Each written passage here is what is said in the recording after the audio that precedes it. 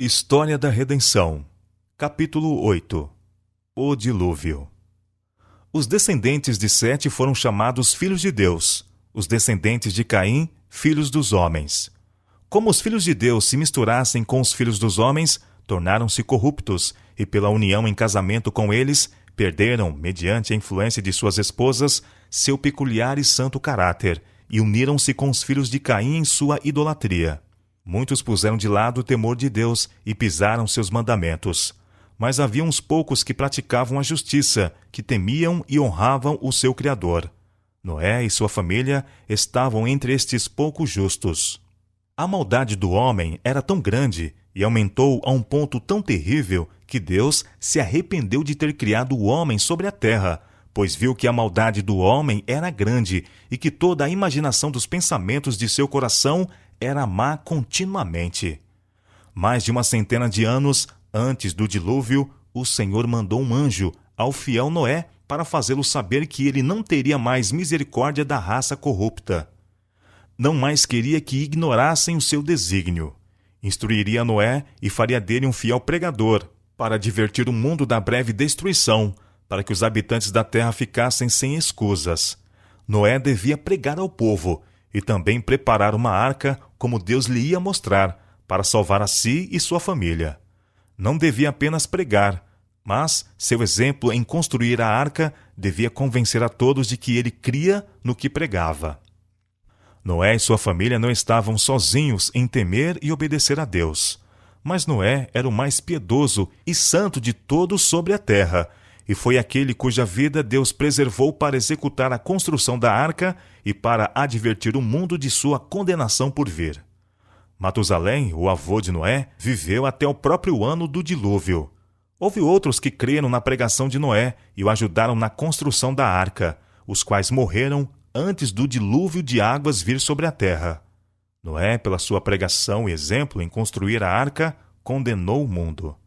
Deus deu a todos que desejassem a oportunidade de arrepender-se e voltar-se para ele. Mas não creram na pregação de Noé, zombaram de suas advertências e ridicularizaram a construção daquele imenso navio em terra seca. Os esforços de Noé para reformar seus compatriotas não tiveram êxito. Mas por mais de 100 anos ele perseverou em seus esforços para que os homens se arrependessem e voltassem a Deus. Cada pancada desferida sobre a arca pregava para o povo. Noé dirigia, pregava e trabalhava, enquanto o povo olhava com espanto e o consideravam um fanático. Construindo a arca. Deus deu a Noé as dimensões exatas da arca e instruções explícitas com relação à sua construção em todos os pormenores. Em muitos sentidos, ela não foi feita como um navio, mas preparada como uma casa. A base era como um casco que pudesse flutuar sobre a água. Não existiam janelas nos lados da arca. Tinha 3 andares e a luz era recebida de uma janela na cobertura. A porta ficava ao lado. Os diferentes compartimentos para a recepção de diferentes animais foram feitos de maneira que a janela do alto iluminasse a todos. O material empregado na construção da arca era o cipreste, ou madeira de gofer, o qual estaria isenta de apodrecimento durante centenas de anos.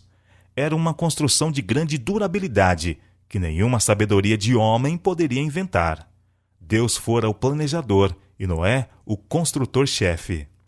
Depois de Noé ter feito tudo ao seu alcance para realizar corretamente cada parte do trabalho, ainda era impossível que ela pudesse por si mesma resistir à violência da tempestade que Deus, em sua ardente ira, ia trazer sobre a terra. O trabalho de acabamento da construção foi um processo lento. Cada peça de madeira foi cuidadosamente ajustada e todas as juntas cobertas com piche. Tudo que o homem podia fazer, se fez, para tornar perfeito o trabalho. E afinal, depois de tudo isso, unicamente Deus podia preservar a arca sobre furiosas e altas ondas, pelo seu miraculoso poder. A multidão, a princípio, aparentemente recebeu a advertência de Noé. Todavia não se voltou para Deus em verdadeiro arrependimento. Foi-lhes dado um tempo de graça, antes que viesse o dilúvio, para serem provados e testados. Falharam em suportar a prova. A degeneração prevalecente venceu-os e finalmente se uniram aos outros corruptos, em escárnio e zombaria ao fiel Noé. Não quiseram abandonar seus pecados e continuaram na poligamia e na condescendência com suas paixões corrompidas. Seu período de graça estava se aproximando do fim. Os descrentes e escarnecedores habitantes do mundo iam ter um sinal especial do divino poder de Deus. Noé tinha fielmente seguido as instruções dadas por Deus. A arca estava concluída em todas as suas partes, exatamente como Deus determinara, e estava provida de alimento para o homem e os animais. Depois que isto fora feito, Deus ordenou ao fiel Noé: Entra tu e toda a tua casa na arca, porque te hei visto justo diante de mim nesta geração. Os animais entram na arca. Os anjos foram mandados a recolher das florestas e campos os animais que Deus havia criado. Os anjos foram adiante desses animais, e eles os seguiram, 2 a 2, macho e fêmea, e os animais limpos em porção de 7. Estes animais, desde os mais ferozes até os mais mansos e inofensivos, pacífica e solenemente marcharam para a arca. O céu parecia anuviado com pássaros de toda espécie. Eles vinham voando para a arca, 2 a 2, macho e fêmea, e os pássaros limpos aos 7. O mundo olhava com admiração, alguns com medo, mas eles tinham se tornado tão endurecidos pela rebelião que esta grande manifestação do poder de Deus teve apenas momentânea influência sobre eles. Por 7 dias, os animais foram entrando na arca, e Noé os dispunha nos lugares preparados para eles. Ao contemplar a raça condenada, o sol a resplandecer em sua glória e a terra vestida quase em edênica beleza, baniram seus temores crescentes com divertimento ruidoso e com suas ações de violência pareciam convidar sobre si o castigo da ira de Deus já despertada. Tudo estava pronto para o fechamento da arca, o que não podia ter sido feito de dentro por Noé. A multidão escarnecedora viu um anjo descer do céu, vestido com luz deslumbrante semelhante a um relâmpago.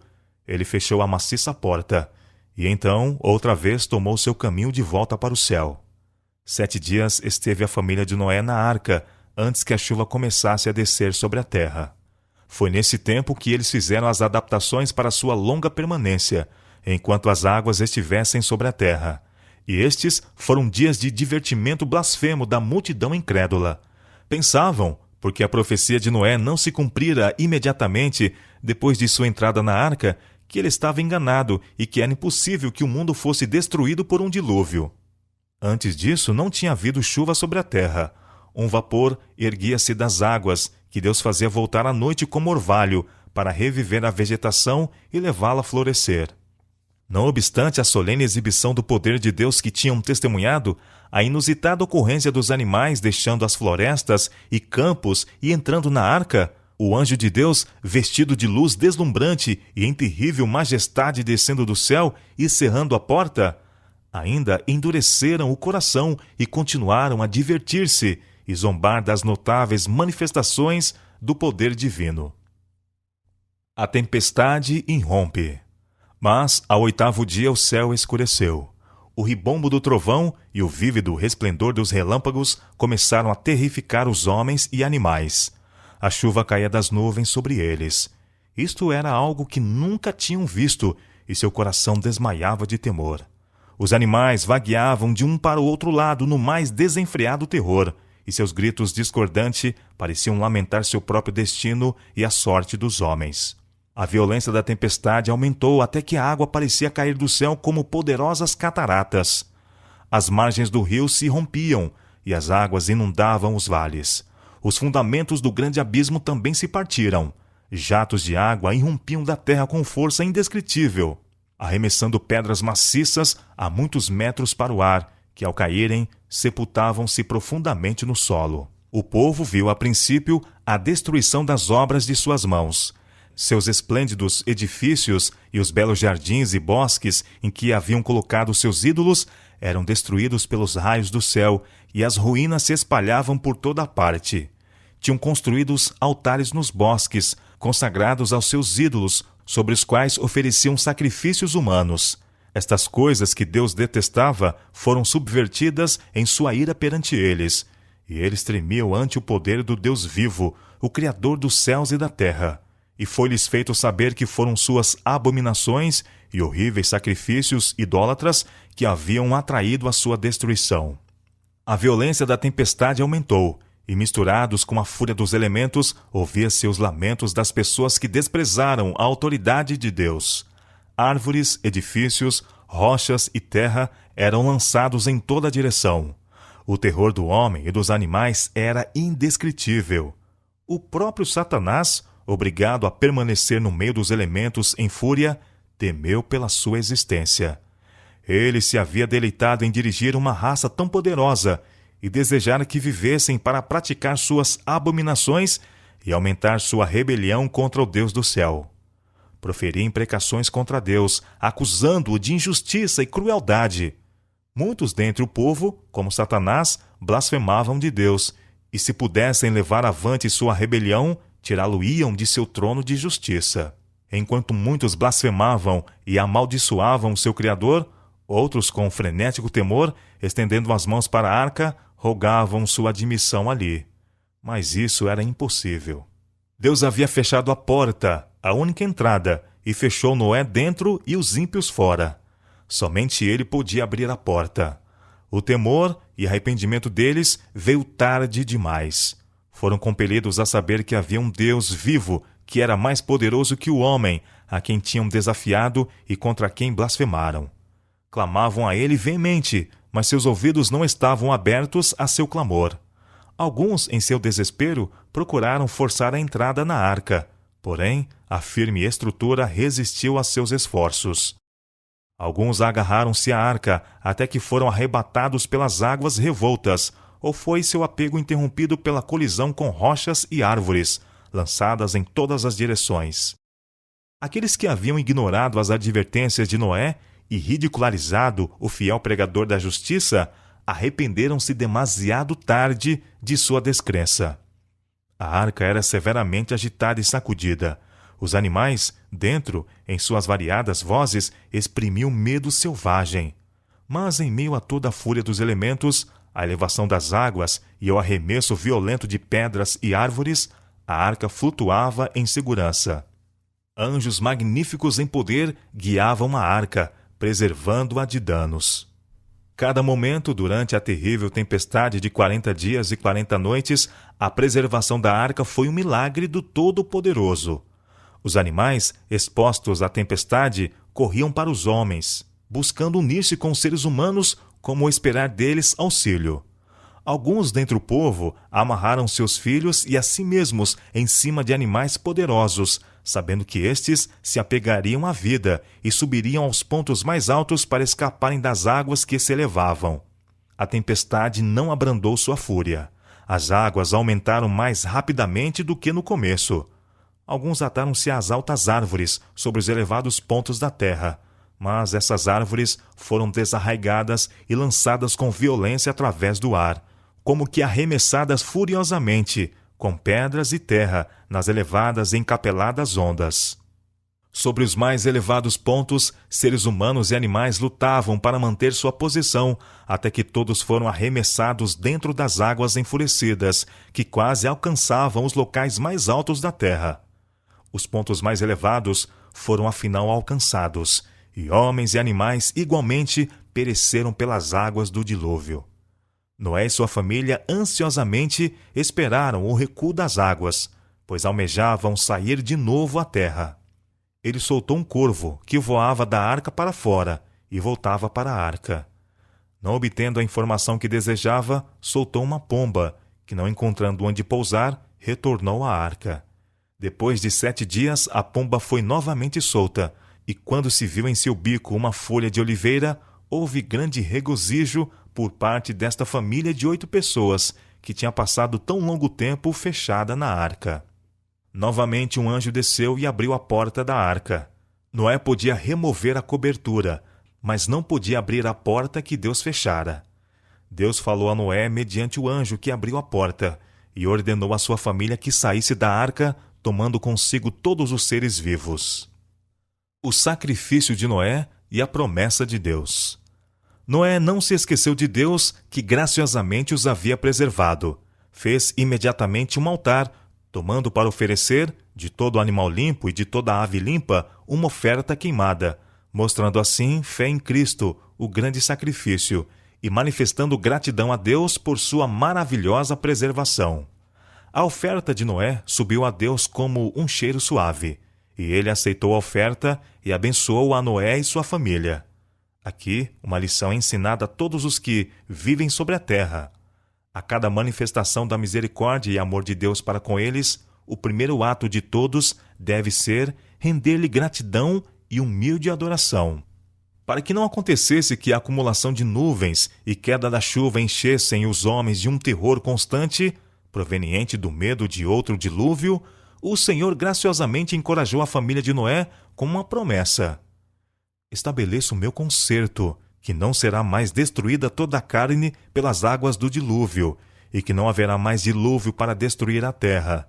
E disse: esse é o sinal do concerto que ponho entre mim e vós, e entre toda a alma vivente, que está convosco, por gerações eternas. O meu arco tenho posto na nuvem. Este será por sinal do concerto entre mim e a terra. E acontecerá que, quando eu trouxer nuvem sobre a terra, aparecerá o arco nas nuvens. Então me lembrarei do meu concerto, que está entre mim e vós, e ainda toda a alma vivente de toda a carne. E as águas não se tornarão mais em dilúvio, para destruir toda a carne. E estará o arco nas nuvens, e eu o verei, para me lembrar do concerto eterno entre Deus e toda a alma vivente de toda a carne, que está sobre a terra. Que condescendência da parte de Deus! Que compaixão pelo homem falível! Colocar o belíssimo e variegado arco-íris nas nuvens, sinal do concerto do grande Deus com o homem. Este arco-íris devia tornar evidente a todas as gerações o fato de que Deus destruiu os habitantes da terra por um dilúvio, por causa de sua grande maldade. Era propósito de Deus que, quando os filhos das gerações posteriores vissem o arco-íris nas nuvens e perguntassem a significação do glorioso arco que abrange os céus, seus pais lhes explicassem a destruição do velho mundo pelo dilúvio, porque as pessoas se entregaram a toda sorte de maldades, e que as mãos do Altíssimo tinham curvado o arco e colocado nas nuvens como um sinal de que ele nunca mais enviaria um dilúvio de águas sobre a terra. Este símbolo nas nuvens deve confirmar a crença de todos e estabelecer sua confiança em Deus, pois é um sinal da divina misericórdia e bondade para com o homem. Que, embora Deus tenha sido provocado a destruir a terra pelo dilúvio, ainda sua misericórdia circunda a terra. Deus disse que, quando olhasse para o arco nas nuvens, se lembraria. Não precisa fazer-nos compreender que ele jamais se esquece, mas fala ao homem em sua própria linguagem, para que o homem o possa compreender.